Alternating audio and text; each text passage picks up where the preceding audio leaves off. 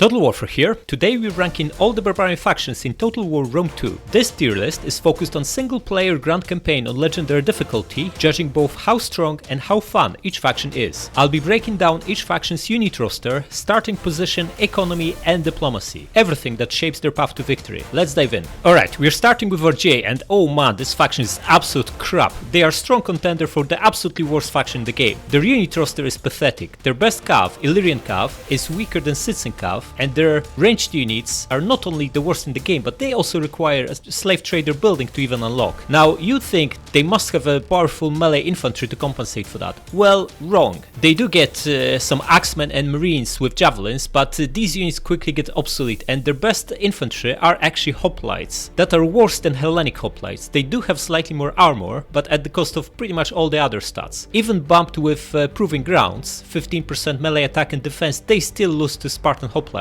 On the campaign map, they do however have pretty decent starting position with a small settlement with a port. However, it's very vulnerable to attacks from everywhere. They have strong potential enemies in the south, all the Balkan Hellenic factions, and powerful Rome just across the pond, as well as hostile barbarians to the north and east. Overall, this faction is really bad. Their only benefit is pretty good navy. This is the only barbarian faction with artillery ships, but that's not going to save your campaign. The problem with your army being based around hoplites is that all the battles are the same and they are basically a melee grindfest. You have no cavalry and no powerful skirmishers to take advantage of your hoplites pinning the enemies down, so every battle will feel the same and will be a grind. This faction is a crap, D tier.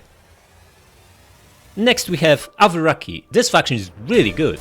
Now, this is one of the two Iberian factions. They have pretty interesting unit roster, with decent cavalry, including noble cav, fairly crappy spearmen, and also very decent sword infantry. Include Iberian Sword, which is a basic unit with 5 precursor javelins, Scutari, which are very solid tier 2 infantry, Painted Warriors, Guerrilla Warriors, and Noble Fighters. Now, Noble Fighters are really good. They are almost as strong as Oathsworn, as well as Balearic Slingers. This all adds up to a really powerful unit roster. On the campaign map, they start with Diplomacy boost with all Iberian factions, and they start right in the middle of Iberia. They can expand in any direction. Pretty fun faction to play, A tier. Next we have Arverni, one of the absolutely best barbarian factions. One of those rare factions that combine excellent unit roster and very strong starting position on the campaign map. They have really good cavalry, light horse, heavy horse, which is probably the best mid-tier cavalry in Europe, and noble horse, the best melee cav in the game. Very decent spear infantry at all levels, and amazing sword infantry. Celtic warriors, naked swords, chosen swords and Oathsworn, as well as Gaelic hunters, one of the best archers in the game. On top of that, on the campaign map, they actually start in a really good position, with settlements specializing in gold, meaning you have a lot of money early on. They do start at war with a crappy faction holding Bibracte, Aedui, but you can easily auto-resolve that on turn 2 and get yourself a provincial capital. On top of that, they have diplomatic bonus with all the barbarians, meaning your western, northern and eastern flanks are secured, and the obvious direction for expansion is into Iberia, where you dominate thanks to your superior unit roster. Overall, amazing faction, very fun to play, very powerful, S tier. Next we have Boii, a little bit of a clone of Arverni. They have very similar unit roster, with exactly the same cavalry, slightly weaker spear department, and very similar sword department, with sword followers being alternative to chosen swords. They have worse ranged units, Celtic bowmen is much worse than Gaelic hunters, but they start with a full province. Their smaller settlement is exactly like Arverni's, a gold mine, plus they have provincial capital. They do start at war with Suebi, which is quite powerful faction to the north, and they have pretty tricky political position. They are the strongest around, but they have hostile factions on all borders, and everyone is of different culture. So overall, it's a pretty fun campaign, quite similar to Arverni's one. Even though the roster is similar to Arverni, the campaign is much more challenging, because no one likes you and you need to protect all your borders. I'm still going to put them in S tier because they have amazing roster and they start with 2 settlements, probably the best starting position of all the barbarian tribes. Next we have Galatia, and oh man, what a missed opportunity this is. Their unit roster is one of the worst. They have interesting cavalry, including noble horse, but their melee infantry is absolute crap. The best unit there is Galatian Sword, which you get at tier 2, which is slightly better than tier 1 Celtic Warrior, but you are in the sea of Hellenic factions. Most of your enemies will be using some sort of pikemen, which you have no easy answer to because your best ranged unit is crappy basic slinger and javelin man. Also, you don't get really good melee infantry until Galatian legionaries very late in the game, which aren't even good for elite unit. They are somewhere in between tier 3 and 4 in terms of power level. So no easy answers to Hellenic factions. The starting position is basically in the sea of potential enemies of different culture, and the small diplomatic bonus with Hellenic factions doesn't compensate for that. However, what makes this faction interesting is the fact that you start in Asia Minor and you have all these different cultures around you. You'll be fighting Hellenic factions, Eastern factions, Barbarians are just across the pond, and Nomadic factions are not far east from you. So campaign is really interesting, even if unit roster is not very good. They belong in C tier. Next we have Getae, and this is a faction of two extremes. If I was ranking only unit roster strength, they would be one of the best factions. However, on the campaign map they have absolutely dreadful start. They start with one crappy settlement that's specializing in food. Not good at all early game, because it's low income and one food is not making any difference. They are also of Balkan culture, meaning almost everyone around them will be hostile. Now, taking control of your starting province is doable, but it doesn't really put you in a strong situation because you'll be facing multiple enemies across all borders, including powerful Macedon with their pikemen to the south and nomadic factions with their horse archer stacks to the east, as well as various kinds of barbarians to the north and west. However, if you think because of crappy start they belong in D tier, you are mistaken because of, oh man, that unit roster. It's the only barbarian faction with shock cav, and it's a really good shock cav. The only barbarian faction with horse archers, and probably the best skirmishers of all barbarians, including heavy bowmen and heavy skirmishers.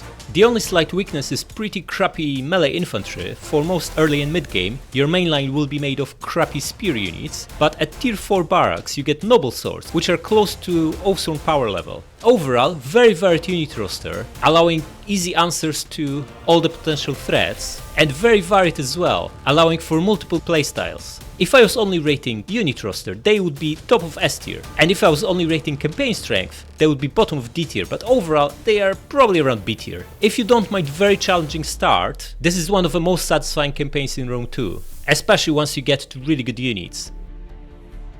Next we have Iceni, and this faction is amazing. Now, it's not obvious from the unit roster itself because it's basically a clone of Arverni's, with every single unit being slightly weaker than Celtic equivalents. But they do have chariots, and chariots in this game are pretty amazing, one of the very few units that can consistently get 1000 kills per battle if the circumstances are right. But oh man, where this faction shines is their starting position on the campaign map. They start in Britain, on an island, in the corner of the map, the safest place in the world. Not only that, they start with the best city in Britain, Camolodunon, a walled city with only crappy small settlements around them. Also, Britannia is one of the best provinces in the game, not only because of its security, but also multiple ports and multiple resources. Once you get control of the islands, with your 6 cities, you can pick where and when to strike when you decide to invade the continent. Very strong faction, not the best unit roster, but perfectly adequate, but this starting position makes them absolute S tier. I'm still going to put them behind Arverni and Boii because unit roster is not that great, but they do have all the tools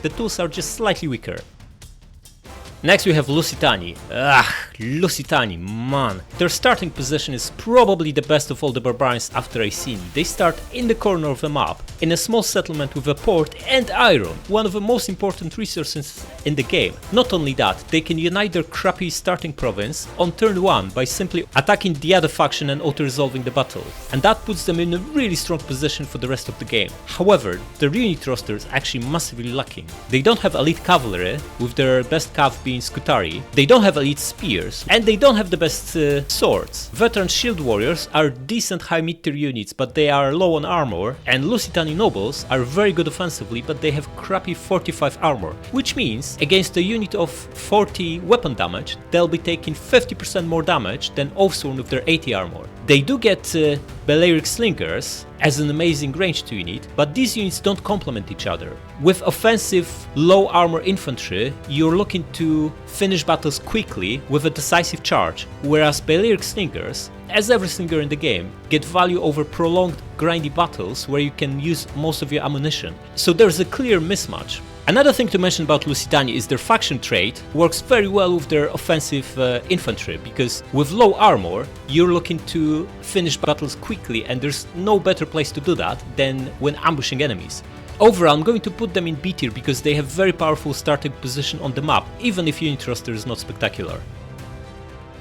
Alright, next we have Nervii, and oh man, I often wonder why this faction even exists. The unit roster is a worse clone of Arverni and Boii, with slightly worse horsemen, no elite spears, and similar sword and bow infantry. However, their starting position is not really that interesting. They start with a small settlement with glass that you can't really trade to any civilized factions because you're far away from them and you have no port. They do have their western flank secured thanks to an alliance, but they have many potential enemies to the south and to the east. And most early wars will feel very samey because you're only fighting barbarians until you can chop your way down south and meet Rome. Overall, I don't recommend this campaign. If you want to play around with Oathsworn, both Arverni and Boii are better picks because they are much stronger on the campaign map early on, and the campaign is more varied thanks to more interesting neighbors. I'm still going to put them in B tier because they have powerful unit roster, but I just don't recommend this campaign. Okay, Odryssian Kingdom. Let's start with the good stuff. They do have decent cavalry. Thracian horsemen are okay. Thracian cavalry is decent skirmishing cav with serviceable melee stats, and Thracian royal cav is actually very decent melee cav with 2 precursor javelins. They also have decent range department with bowmen, skirmishers and peltasts. However, they absolutely lack any decent melee infantry. They basically have 3 units, basic spears which are utter trash, Thracian warriors, tier 2 unit that is basically a shock infantry, suitable for flanking but absolutely not suitable to hold the line, and Thracian nobles, elite units that are basically bigger Thracian warriors. They are excellent for the first few seconds of a charge, but with pathetic melee defense and armor, they'll be losing prolonged engagement to even mid-tier units. Not to mention they get absolutely slaughtered by ranged units. Now, the big problem with Odryssians is that their unit roster just doesn't work together. You have decent shock units and skirmishers, but both these unit types require a strong frontline infantry to actually pin enemy in place, so you can get value from your skirmishers over prolonged battle, or flank and charge with your shock infantry. Without anything that can hold the line, you're basically forced to play cat and mouse and constantly kite with your skirmishers, but even then they are very vulnerable to enemy cavalry. Your cavalry is not that great to protect your skirmishers, and there's no place for shock infantry in that equation at all. Overall, very weird faction with very bad unit roster that doesn't actually work together as a one cohesive whole. And on the campaign map it's actually really tricky. You have Tylis, which is a stronger faction to the south, Macedon next to you with their pikes, and very dangerous nomadic factions with horse archers to the north. No money and no easy direction for expansion. Absolute bottom of a pile.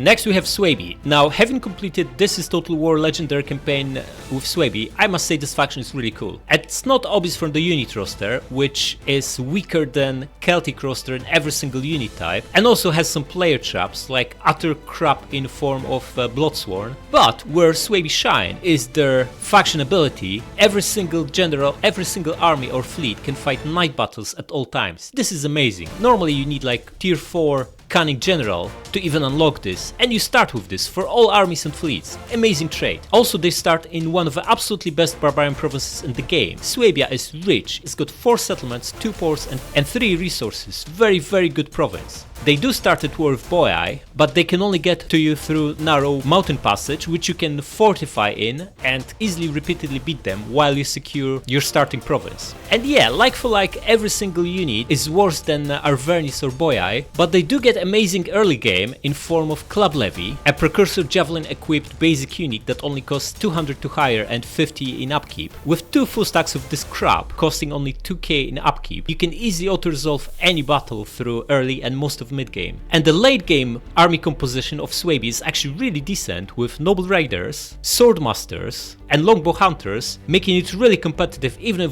with the best rosters in the game. Also, they are one of the very few factions that get 6 units of garrison from a simple tier 1 barracks. Not only that, 2 of these are hexbearers, able to cast curse that reduces enemy morale, making defending your settlements really easy. Overall, A tier. If the unit roster was slightly better, they would belong to S tier.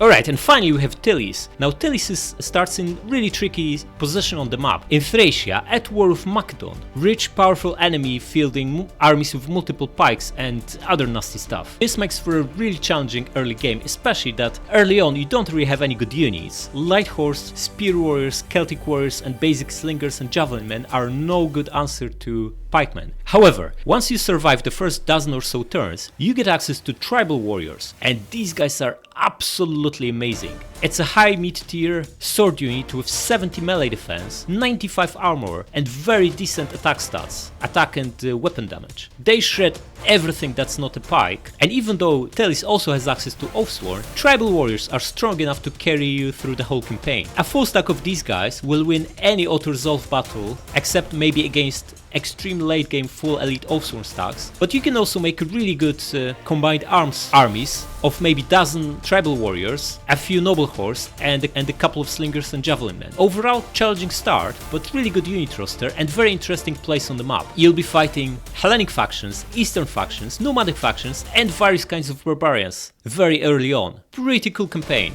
They belong in A tier. Alright, let me know in the comments what choices you disagree with and why. And I'll see you next time. Subscribe!